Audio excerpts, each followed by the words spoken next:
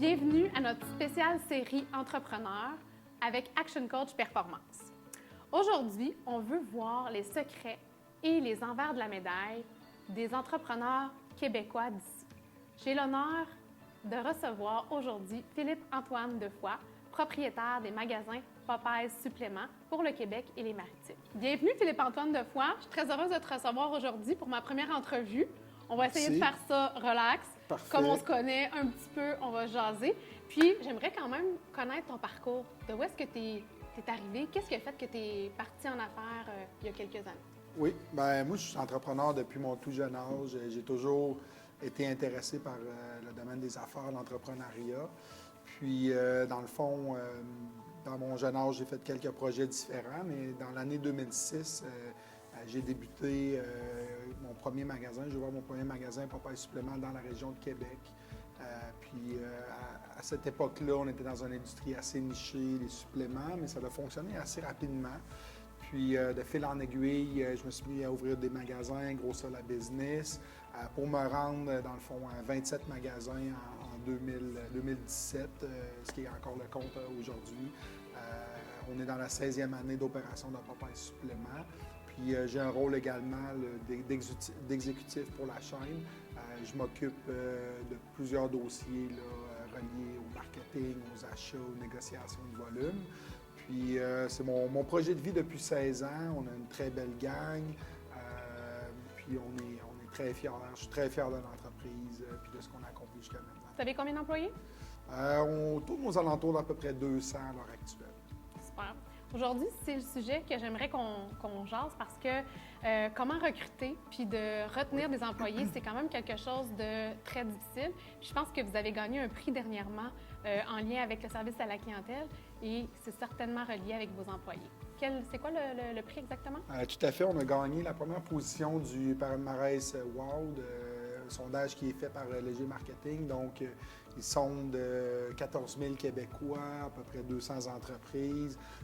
Ils vont, dans le fond, sonder des clients actuels de la chaîne, à peu près 400, puis, ou des magasins en tant que tels. Puis, ils vont vraiment là, déterminer les ou le magasin qui a la meilleure expérience client. Donc, on est extrêmement fiers d'avoir remporté la première place à toutes catégories confondues. Et puis, c'est une grande fierté pour nous parce qu'on a à cœur d'aider nos clients, de bien les servir. Puis ça, c'est grâce effectivement à l'équipe qui est en place depuis très longtemps, qui est stable. On a une super belle gang. Puis je suis extrêmement fier d'eux. Super. Aujourd'hui, je vais te poser quelques questions. Mon but, c'est de t'amener dans un petit jeu. On a chez Action Coach 20 stratégies pour aider à optimiser les équipes et la formation. Fait que je veux voir si tu es capable d'avoir un bon score parce que tu réussis en business, donc probablement, mais j'aimerais qu'on en jase. Es-tu d'accord? Parfait. Prête au jeu? C'est quoi la note de passage? 18, on va dire, dans ton 18, cas. c'est bon. Tu es un performant. Fait qu'on va commencer. Les premières questions que je vais te poser, c'est en lien avec comment bâtir une bonne équipe et la préserver. Fait que la première question que j'ai pour toi, avez-vous des objectifs pour l'entreprise et pour tous les membres de l'équipe qui sont clairement définis? Oui, on a des objectifs pour chaque département, chaque type de poste. La clé pour nous, c'est de garder ça sensiblement simple parce que dans le fond, quand les objectifs sont trop complexes, quand ils ne sont pas réalistes, normalement, ça va avoir un effet un peu inverse là, qui va démotiver les gens. Donc, on essaie de garder ça simple, facile, atteignable, puis on célèbre les réussites. Excellent, merci. Deuxième question. Avez-vous des définitions de poste pour les membres de l'équipe? On est une entreprise qui est très procédurale. On a beaucoup de systèmes, on a des descriptions de postes. Donc, oui, j'aurais pas le choix de dire oui à cette deuxième question-là. Excellent, 2 sur 2. On a aussi, dans certaines entreprises, des workflows définis. J'ai travaillé pour Bell pendant plusieurs années et quand il y avait des changements d'employés, on voyait qu'il y avait des petites étapes qui étaient manquantes, donc on a instauré des workflows très définis. Est-ce que vous avez ça aussi chez Popeyes? Je tendrais à dire non, fait que ça va nous faire quelque chose sur lequel travailler. Excellent. Je pourrais t'aider si tu as besoin avec Action Coach. Parfait. On a des beaux systèmes en place pour définir les workflows, comment le faire. Ma prochaine question est en lien avec le développement des règles de jeu. dans une entreprise, souvent, on va parler de culture, on va parler de valeurs. Est-ce que vous avez des règles de jeu et est-ce que les employés les connaissent dans votre business? On a des valeurs qui ont été établies, qui sont communiquées, puis qui sont connues. Par contre, moi, dans ma gestion, il y a les règles qui vont être écrites, établies, mais je pense que ce qui est vraiment important, c'est comment est-ce que ça se transpose dans l'exécution, puis comment est-ce que tu vas respecter tes valeurs dans l'exécution. Puis je pense que c'est là vraiment qu'on excelle dans une certaine façon, en étant très humble là, dans le choix de mes mots. Mais j'ai des exemples pour vous. Pour nous, une des choses qui est hyper importante, c'est la santé. Promouvoir la santé, s'occuper de nos clients, s'assurer qu'ils font un cheminement vers la santé. Je vous dirais, plusieurs fois par année, régulièrement, on a des produits qui nous sont présentés, qui sont des produits qui ne sont pas légaux au Canada. Jamais, vous pouvez faire des recherches, jamais on a sauté sur l'occasion de, exemple, vendre un produit qui ne serait pas approuvé par Santé Canada, qui serait illégal, bien que souvent, c'est des produits qui ont un marché quand même intéressant. Puis on passe à côté de cette clientèle-là, malheureusement. Mais pour nous, c'est important vraiment de vraiment cadrer la valeur de la santé. Une des autres valeurs qu'on a, c'est l'honnêteté et l'intégrité. Puis c'est des choses qui arrivent où on est challengé. Exemple, ça peut arriver qu'un fournisseur nous envoie une commande complète, pas d'invoice, pas de facture, une erreur de l'entrepôt. Des fois, ça peut être des milliers de dollars au cost. On pourrait revendre ça à 100 de profit.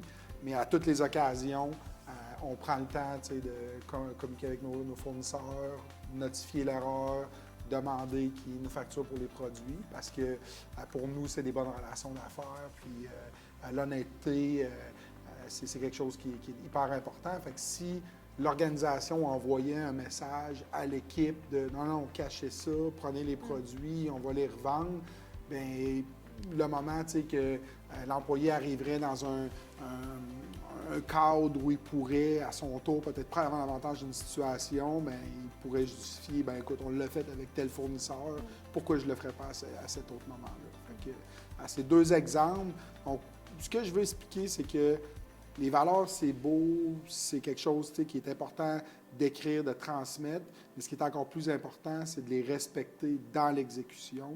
Puis c'est ça qui va vraiment bâtir une culture forte pour une entreprise. Excellent. Très bonne réponse. Merci. La prochaine question est plus en lien avec le système de recrutement. Parce que tu as parlé de valeurs. Quand on les connaît, on sait ce qu'on veut. Quand on recrute puis qu'on a un bon système en place, ça aide. Est-ce que vous avez un système de recrutement bien défini? Oui, on a un système de recrutement bien défini. Une des règles pour nous, c'est qu'on a beaucoup plus tendance à recruter sur l'attitude que les aptitudes. On a un système à l'interne de coaching, de formation, d'accompagnement. Donc, pour nous, c'est mieux d'aller chercher une personne qui cadre avec la culture d'entreprise, nos valeurs, ce qu'on fait, versus quelqu'un qui arrive avec un CV épais comme un bottin de téléphone, mais qui n'aurait peut-être pas nécessairement l'attitude qu'on recherche. C'est bien, mais aujourd'hui, j'avais une rencontre justement avec un cercle d'affaires, puis les femmes disaient justement dans ce groupe-là que l'importance de choisir avec les personnalités pour que ça cadre aussi avec l'équipe, puis qu'il y ait une belle synergie. Donc, on voit 100%. Que tu es d'accord avec ça. La prochaine question est en lien avec la pérennité de la business. On veut avoir des plans de remplacement, de succession. On sait qu'il y a des pénuries de main-d'œuvre, mais c'est important d'avoir un plan. Est-ce que tu as identifié ta relève? Est-ce que dans ton équipe de direction, tu as un plan, je ne veux pas l'appeler B, mais est-ce que tu as quand même un plan de succession pour chacun de tes postes clés dans ta business? Il n'y a pas de plan défini, mais aujourd'hui, l'entreprise pourrait survivre à mon départ. Il y a des gens, des directeurs de département qui sont extrêmement autonomes, qui nécessitent peu ou pas de supervision de ma part.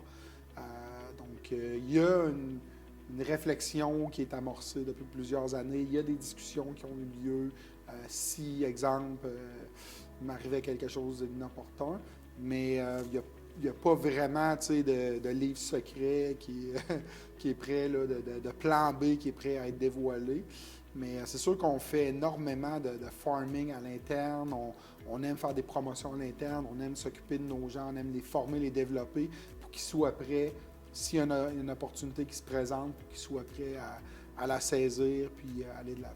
Puis c'est communiqué. Fait que les employés sont au courant, ils sont identifiés pour un poste, puis ils sont formés dans ce cadre-là. Oui. Excellent. En fait, chez Action Coach, on prône beaucoup ça. Donc, l'objectif, c'est vraiment d'amener les entrepreneurs à passer les 6 étapes. Puis la dernière étape, c'est souvent de dire, OK, l'entrepreneur, est-ce qu'il peut quitter la business pendant plusieurs semaines, partir en vacances et que la business continue de rouler? Donc, dans ton cas, c'est oui. Alors, un autre beau point sur ton bulletin. On a parlé de succession, on a parlé de gestion de carrière un peu. Est-ce que vous avez des plans de gestion de carrière dans la compagnie? On est une entreprise qui a une culture de promotion à l'interne. Avant d'aller recruter à l'externe, on essaie de donner des opportunités aux gens au sein de l'équipe. C'est communiqué, c'est su, ça fait partie des discussions qu'on a avec les membres de l'équipe. Puis pour nous, c'est extrêmement important de pouvoir faire progresser puis donner des opportunités aux gens qui ont donné puis qui ont mérité les choses. Puis il y a un principe dans les affaires qui s'appelle la méritocratie. Pour nous, c'est très, très ancré. Si tu donnes à l'entreprise, si tu es performant, c'est une attitude qui est gagnante, pourquoi essayer d'aller à l'externe quand on a potentiellement quelqu'un qui a prouvé ses qualités? J'ai une petite colle pour toi. Est-ce que c'était déjà arrivé que tu avais mis beaucoup d'espoir en quelqu'un, puis que finalement, cette personne-là t'a déçu ou qu'elle a tout simplement décidé de quitter la business? Puis ça l'a défait un peu tes plans? Oui, 100%. Ça fait partie de la game. Il faut gagner plus souvent qu'on perd. Mais tu sais, des fois, les gens, la vie les amène ailleurs, puis c'est correct. On quitte tout le temps en bons termes. Ça fait partie de la philosophie. On ne chicane pas avec les anciens membres de l'équipe ou les membres actuels. Fait que pour nous, des fois, il y a des gens qui vont quitter, qui vont aller ailleurs, puis qui vont aller tester le marché, puis qui vont revenir. On a d'ailleurs actuellement, au début de 2022, énormément de retours de gens qui avaient quitté. Donc, c'est le fun de retrouver quelqu'un qui revient avec 1 an, 2 ans, 3 ans d'expérience, puis qui rejoint l'équipe. On peut capitaliser immédiatement.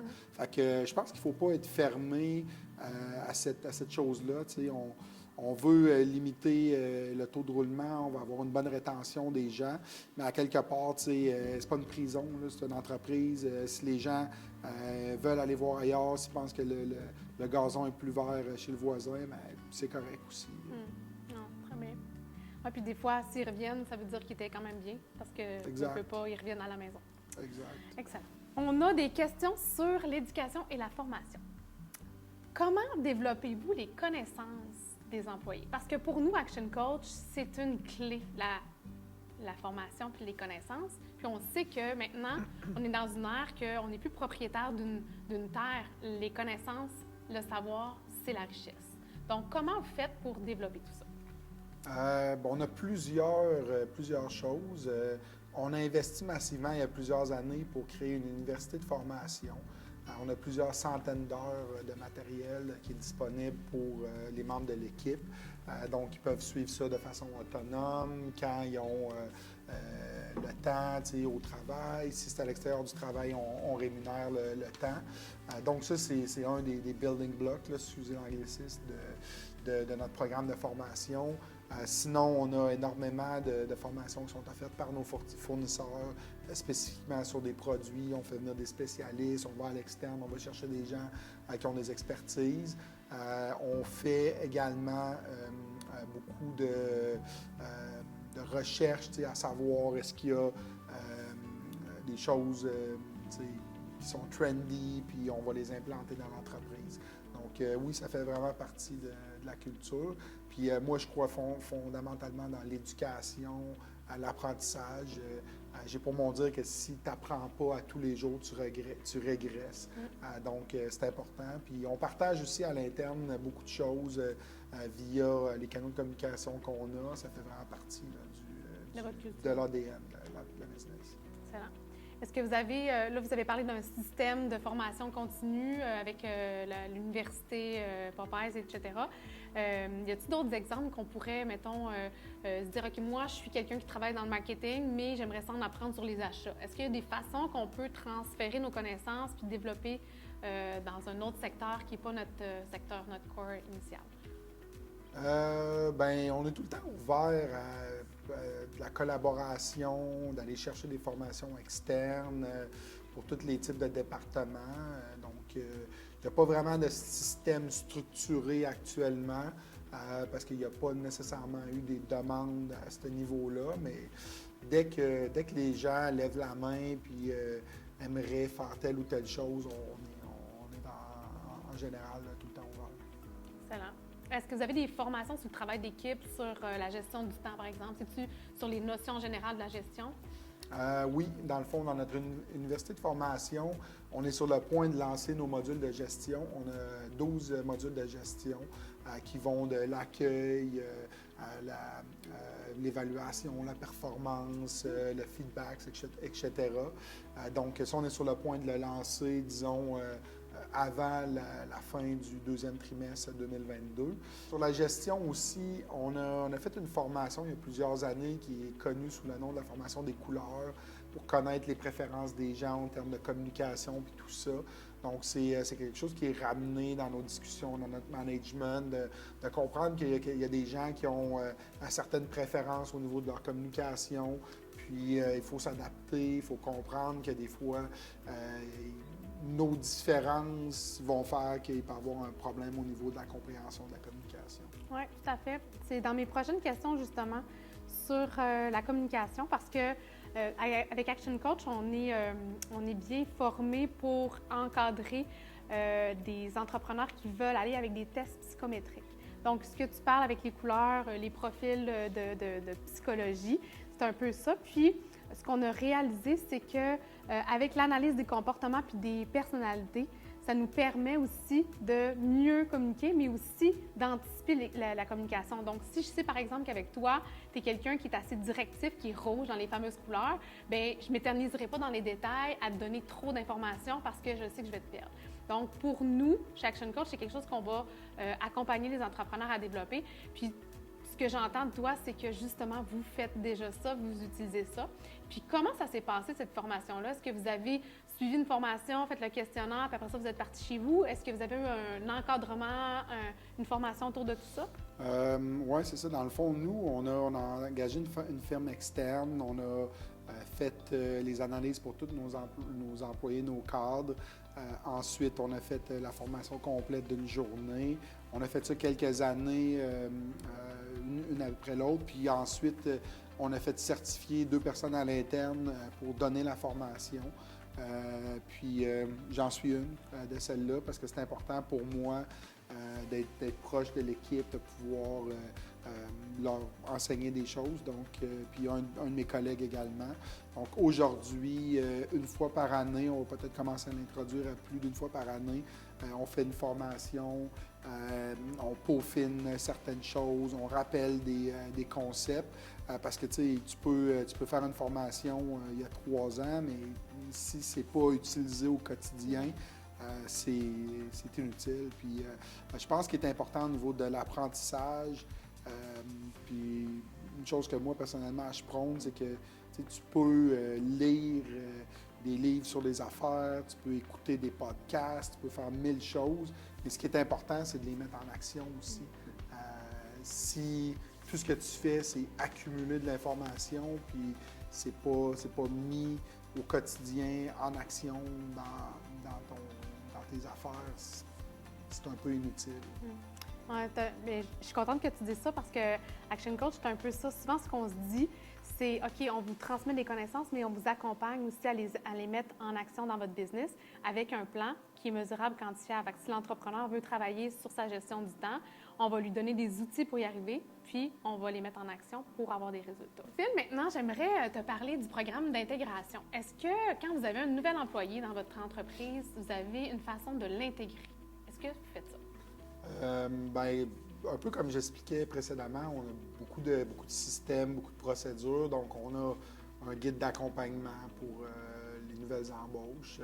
Aujourd'hui, on a tout mis ça digital. Fait que, bon, il y a un guide de formation, il y a une introduction à l'équipe, tout dépendamment le poste que la personne est occupée. Donc, oui, là, on a vraiment un système pour intégrer les gens dans l'équipe puis pour les accueillir puis qui sentent aussi qu'ils font partie de l'équipe rapidement. Faites-vous un petit rituel? Avez-vous une petite chanson, quelque chose? Non. Non. Donc maintenant, on va poursuivre avec des questions sur la communication puis tout ce qui est l'information. Est-ce que vous avez des meetings réguliers dans votre entreprise? On a un meeting une fois par mois avec toute l'équipe des gérants des magasins, tous les directeurs. Chaque département de l'entreprise a son temps. Ils vont présenter les nouveautés.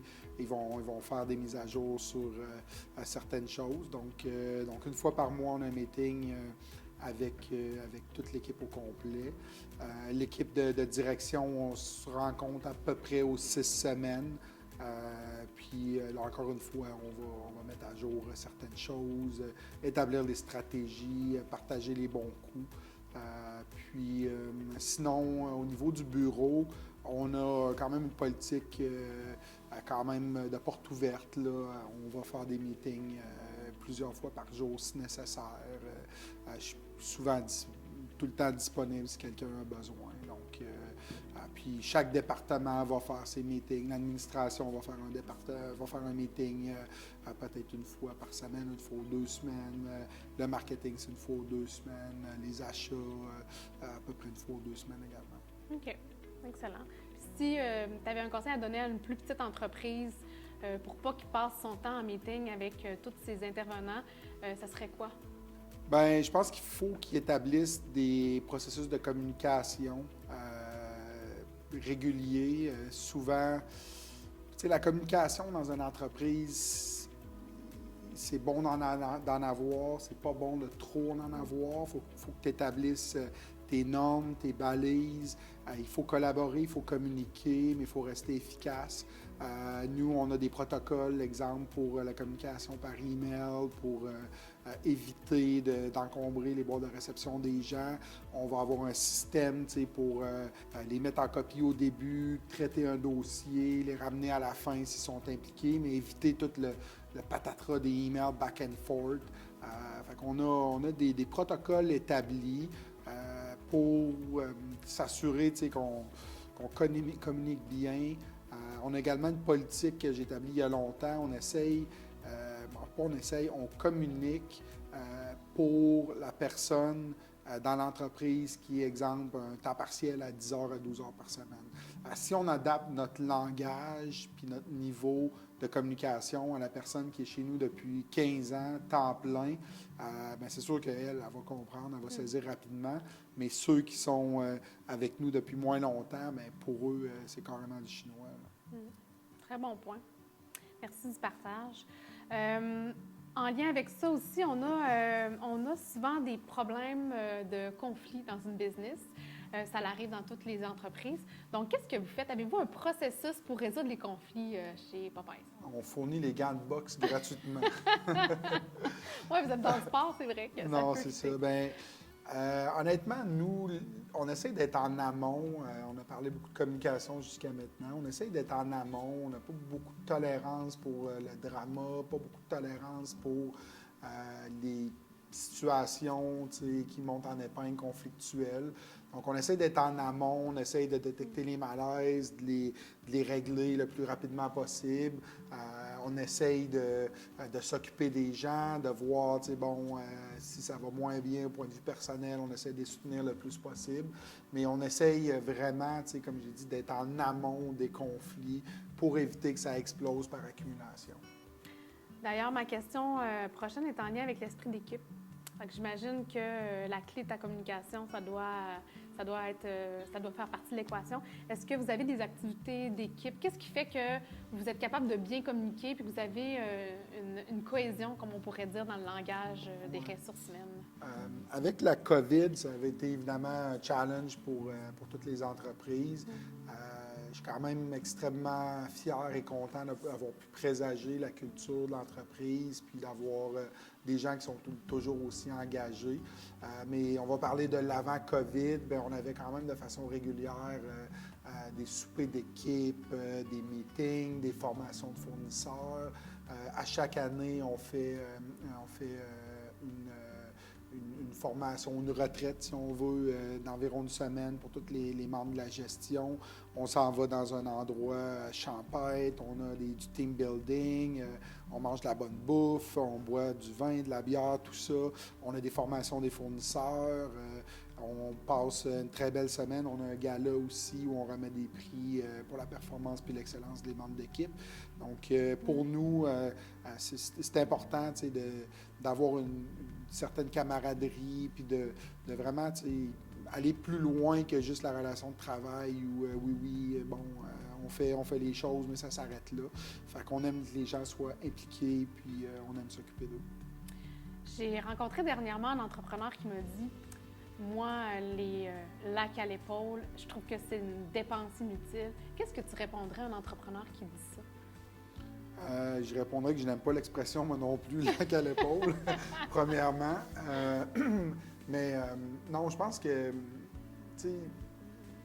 aujourd'hui, en 2022, il faut que les entrepreneurs investissent dans l'équipe, dans les programmes pour l'équipe, dans les ressources. Je pense que les gens recherchent plus qu'un emploi où ils vont puncher in, puncher out. C'est très dynamique, le marché de l'emploi, aujourd'hui, en 2022. Donc, il faut en donner plus. Puis, il n'y a pas juste donner plus. Il faut être vrai dans ce qu'on fait. Je pense que une partie du secret, c'est qu'il y a un esprit familial. On se connaît, on s'apprécie, on s'entraide. On est toujours là pour les autres, puis ça a de la valeur pour les gens, plus qu'une paye ou plus que des conditions. Aujourd'hui, puis je lisais un commentaire récemment que j'ai trouvé très pertinent. Il disait, il y a des primes à l'embauche qui se donnent aujourd'hui, mais primes à l'embauche, ça ne veut pas dire que ta culture d'entreprise va conserver la personne. Peut-être qu'ils vont prendre la prime, puis ils vont se rendre compte que l'ambiance est merdique, puis ils vont s'en aller. Fait que, il faut plus que juste des considérations financières. Il faut que ça soit vraiment entouré. D'ailleurs, justement, tu parlais de situation avant COVID. Tu as sûrement eu des enjeux, puis peut-être des difficultés quand la COVID est arrivée avec des employés qui performaient moins bien ou même les magasins qui performaient moins bien. Comment tu vas gérer est-ce que tu as un système formalisé que tu dis, OK, je fais des coupures comme à la méthode à la Jack Welch, à chaque année, je coupe 10 pour mes gens qui sont un peu moins performants pour donner de la place à des plus performants. Est-ce que tu as un système un peu pour gérer ces performances-là ou ces non-performances-là? Premièrement, le système Jack Welch, moi personnellement, je trouve pas qu'il est approprié pour l'époque où on vit. Pour ceux qui ne savent pas c'est quoi le système Jack Welch, c'est le système Darwin adapté au monde des affaires. C'est les plus forts survivent. Moi, à mon avis, c'est pas adapté aujourd'hui dans le contexte. Donc, non, on a plus tendance à aider les gens qui sont en difficulté. Si l'attitude est là, si l'attitude est bonne, il n'y a pas de limite à ce qu'on va faire pour aider les gens. Si l'attitude n'est pas là, par exemple, c'est certain qu'il y a un problème fondamental, il y a un clash, puis ça, on ne peut pas le tolérer. Mais, des façons de fonctionner des années 80, 70, 90, aujourd'hui, c'est peu ce que les gens recherchent. Puis ça crée, la méthode Jack Welch, que j'ai déjà vécue dans une autre entreprise, ça crée un sentiment un peu malsain de compétition à l'interne. Puis pour nous, ce qui est la chose la plus importante, c'est que nos employés soient heureux au travail. Puis lorsqu'ils sont heureux, sont en mesure d'offrir l'expérience client qui se démarque, qui fait qu'on a remporté des prix. Donc, si tu as une performance, une pression sur la performance constante, bien, la convivialité, la bonne humeur, l'expérience client, le temps passé avec les clients, ça devient un peu contradictoire avec nos façons de faire. Très bien. J'aimerais savoir aujourd'hui, c'est quoi ta recette secrète? Qu'est-ce qui a fait que tu as du succès dans ta business, puis personnellement aussi? Bonne question. Il faudrait probablement demander peut-être aux autres. Mais je pense que moi, personnellement, j'ai quand même une très bonne discipline. Donc, ça, je pense que ça l'aide beaucoup. J'ai une hygiène de vie qui est très bonne. Je fais du sport, j'ai des activités sociales, je suis très présent au travail aussi. Je suis très à l'écoute des membres de l'équipe. Proprement parler, dans l'entreprise, si on parle de recettes du succès, je pense que c'est vraiment peut-être ma façon d'être une personne qui rassemble, qui va vraiment s'occuper des gens pour qu'ils soient vraiment heureux, motivés, qu'ils soient engagés dans l'entreprise. Puis, il y a des pièges souvent quand les entrepreneurs ou les entreprises vont engager des gens. Un des pièges, c'est d'oublier la formation, l'accompagnement. Nous, ce qu'on fait, c'est ce qu'on appelle de l'overmanaging. C'est pas du micromanaging, c'est vraiment différent. L'overmanaging, c'est de vraiment prendre le temps d'enseigner aux gens toutes les notions qu'ils doivent connaître pour qu'ils puissent performer. Quand tu embauches quelqu'un, puis on pourrait faire un parallèle dans le sport, si tu débutes un nouveau sport, à quelque part, tu veux performer, tu veux être bon, puis tu veux être fier de ta performance. Trop souvent, ce qui se produit, c'est que les entreprises, les gestionnaires vont faire ce que je peux appeler un setup pour l'insuccès. Il va manquer de formation, il va manquer d'accompagnement. Donc, quand tu fais de l'overmanaging de tes ressources, tu les accompagnes vraiment, tu les développes, puis il n'y a pas de limite à ça. Tu peux faire ça pendant les 3 premiers mois, les 3 premières années, les 30 premières années. Si tu veux faire progresser tes gens, si tu veux qu'ils deviennent compétents, conscients de leurs compétences, bien, il faut que tu transmettes tes connaissances. Chez nous, il n'y a rien qu'on n'enseigne pas. Moi, demain matin, si quelqu'un dans l'entreprise m'interpelle, puis a une question, veut apprendre quelque chose, ça va me faire plaisir de partager avec elle, avec cette personne-là. Donc, je pense que c'est comment qu'on s'occupe des gens, on gère de façon humaine, on s'assure que les personnes sont heureuses, qu'ils sont engagées. Puis, une fois que ça, c'est réglé en termes clairs, mais tu as le pouvoir du nombre. Là. Quand tu prends une personne seule versus 3 personnes qui travaillent ensemble, tu as un effet multiplicateur. Donc, je pense que c'est une partie du succès. C'est jamais très simple. Certaines personnes vont dire, bon, il y a un peu de chance là-dedans. Moi, ma réponse à ça, c'est que tu fais ta propre chance. Des épreuves, des challenges, tout le monde en a. C'est comment que tu les affrontes. Je suis tout le temps quelqu'un qui est en mode solution. Puis, avec toutes les années, on a eu des crises, on a eu des épreuves, on a eu des moments plus difficiles, mais je pense que c'est de voir que demain va être mieux qu'hier, puis de rester optimiste, positif. Puis d'être patient. Beaucoup de gens, que ce soit en amour, que ce soit au travail, dans les affaires, dans le sport, ils sont pas patients. Ils vont investir, je sais pas moi, 3 heures dans quelque chose, puis ils pensent qu'ils vont être en mesure d'avoir du succès. Puis ça, c'est un peu le mal de la génération dans laquelle on est. Les gens sont plus patients. Mais les entreprises de taille phénoménale, même si on parle d'entreprises comme Amazon, Facebook, Google, c'est des entreprises monumentales, mais ça fait quand même 20 ans, 25 ans que ces entreprises-là sont en affaires puis en opération. Fait que il faut être patient, il faut prendre le temps, il faut faire les choses correctement. Je ne suis pas quelqu'un qui a tendance à prendre des raccourcis. Souvent, le raccourci va t'amener vers l'échelle supérieure, mais tu frappes un serpent puis tu redescends plus bas. Fait que c'est un peu ça, mais c'est dur à définir. Je pense que il faut utiliser sa jugeote, puis il faut être bien entouré, puis il faut s'assurer que ces gens-là sont là pour les bonnes raisons, puis qu'ils croient dans la vision que tu as, puis ils se voient suivre le bateau, puis le capitaine du bateau jusqu'au port. Ah, mais c'est exactement, chez Action Coach, on prône beaucoup ça. Puis, tu sais, une équipe gagnante, c'est un leadership fort, tu l'as dit. Puis c'est pour ça que je voulais t'entendre. D'avoir un objectif commun, tu en as parlé tantôt aussi, d'avoir la vision, puis tu la partages avec tes employés. Les règles de jeu, les fameuses valeurs de ta compagnie, les employés le savent. D'avoir un plan d'action clair. Hein? Je pense que tu savais, il y a 16 ans, tu voulais lancer une business. Est-ce que tu savais que tu en voulais 27 magasins? Peut-être d'avoir dans tes rêves, pensé à tout ça pour le mettre en action d'année après année. Puis d'avoir aussi un soutien dans la prise de risque. Tu es quelqu'un qui, dans ton équipe, va soutenir son équipe. Tu l'as dit tantôt, tu vas laisser de la place à tes directeurs. Tu ne fais pas du micromanagement, comme tu disais tantôt. Fait que je pense que c'est un bon point. Puis 100 % impliqué.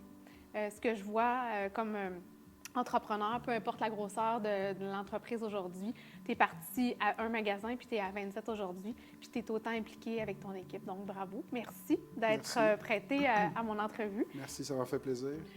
Si ça vous tente de recevoir d'autres contenus pertinents avec d'autres entrepreneurs comme Phil, restez à l'écoute et suivez-nous sur nos différentes plateformes. Merci. À bientôt.